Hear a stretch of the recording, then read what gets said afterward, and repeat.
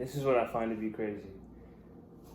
We always look outside of ourselves when it comes to being distracted or being thrown off our game. It's always something else or somebody else or a scenario or an event when it could just be you, man. Sometimes it comes down to just yourself. You're distracting yourself. The lack of accountability sometimes is ridiculous. I look at myself even and realize that I'm doing it sometimes where, you know, I'm being my own stumbling block, by not doing the things that I know need to be done, conducting myself in a proper way. If I don't conduct myself properly, I become a stumbling block unto myself. And generally speaking, we like to point our fingers that this person is distracting me, or this situation is got me stressed out, or whatever it may be. It could always be something. We a lot of times are our own stumbling blocks, and until we're able to take that accountability and be like, man, I'm really, nobody's doing anything to me. I'm doing everything to myself. Until you can say that, yeah, you're gonna have a hard time, man. But I find myself more often than not, stifling myself and jeopardizing my own progress more so than any other person ever could. So I just think it's funny, we like to say people do this and people do that, but realistically, what do you do to yourself? What are you doing to you? What are you doing to you? That's the real question, because that matters more than anything.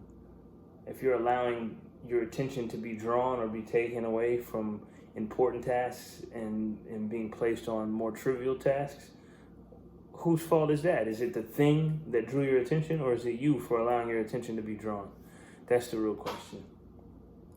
Anyway, we talked about a lot of different things this week. We talked about distractions. We talked about the ego and how the ego itself is not innately a bad thing, man. It's not bad to have an ego. Ego was there for some reason, for some purpose, and it serves its purpose when it's balanced with a quality level of humility. To have an ego is to be human, is to have drive, is to have ambition. Sometimes the ego can get in our way, obviously, and it can cause us to be stumbling blocks into ourselves. It can cause us to act and do in a way that is detrimental to ourselves because we block out quality information, or we block out quality criticisms of ourselves that we may need to take in and absorb and use to better ourselves or to grow. So the ego can be bad, just like a sharp knife can be to cut food or to open a package or to do anything, as well as it can be a dangerous tool to hurt people, cause bodily injury. You know what I mean?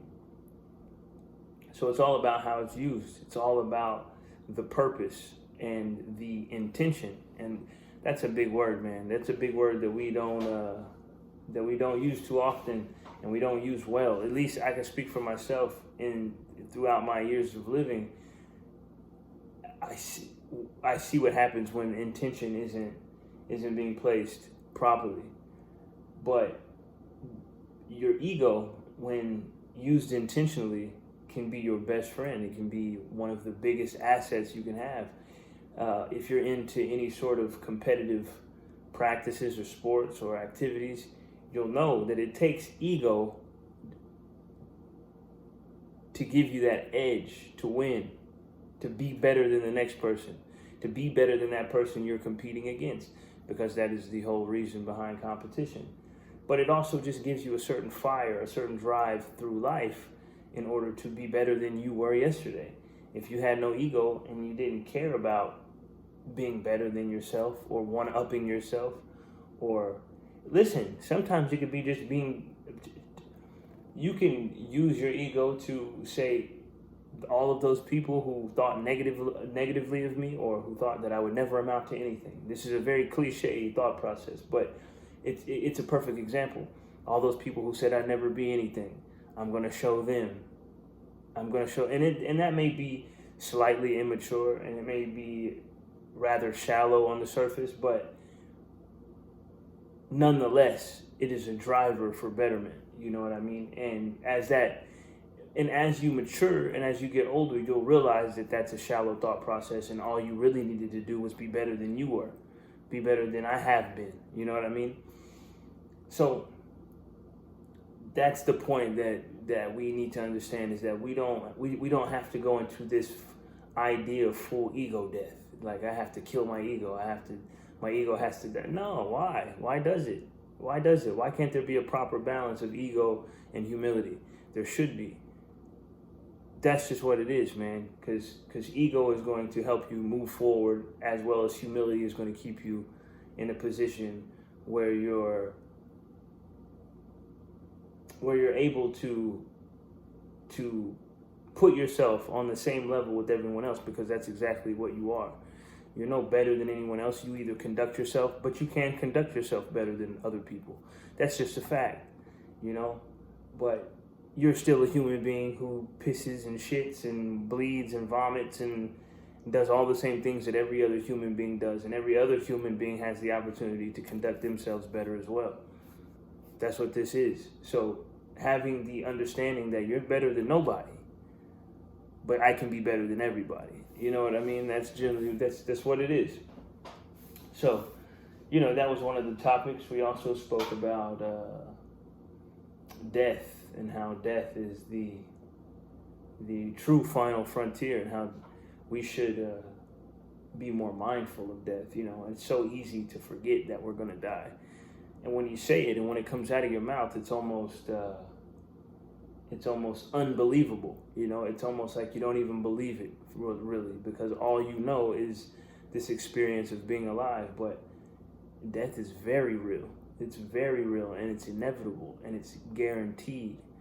And knowing this fact is almost mind-boggling, and understanding that at some point that will be your reality. It will be the last moment of your life on this planet, or above this planet, above surface. Some people get cremated. But anyway, you get the point I'm making. There will be a time that will come where you will witness and be experiencing your very last moment alive.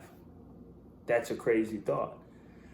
But what's even crazier is understanding this.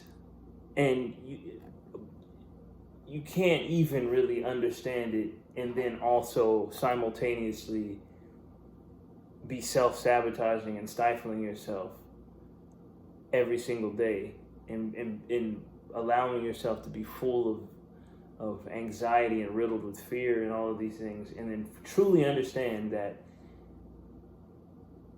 no matter what you do in this life, that you're still going to die at the end. You can't fully understand death. You can't fully understand death, period. I don't think, because it's an unknown. We can understand the fact that we do die, but we can't understand anything more than that as far as death is concerned. But that in itself should be enough to at least get the wheels turning in your mind, and perceiving the idea that your time is limited, and that you are here for a very finite amount of time, and that the fear and the worry and the anxiety and all of the things that have been holding you back and keeping you from experiencing this life, this thing we call life, which as far as we know we have one opportunity at, allowing those things to stop you and to stifle you, and giving them so much precedence in your mind,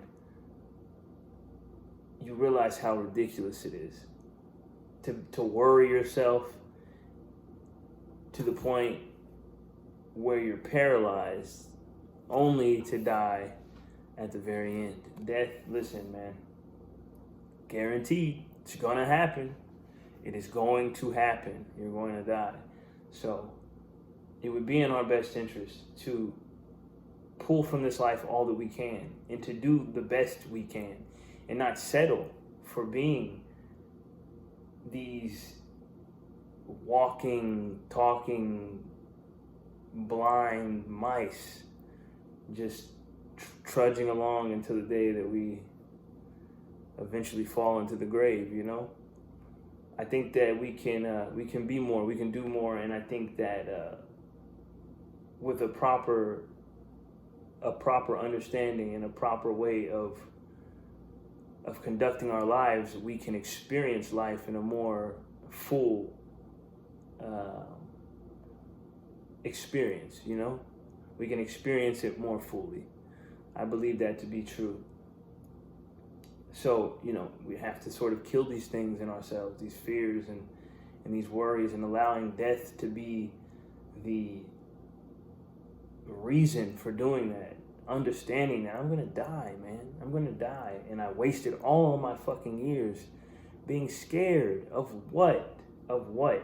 Because truly, if you're going to fear anything, it should have been death, you know? Not fucking these irrational, neurotic thoughts that a lot of people are walking around with, you know what I mean? You're gonna die.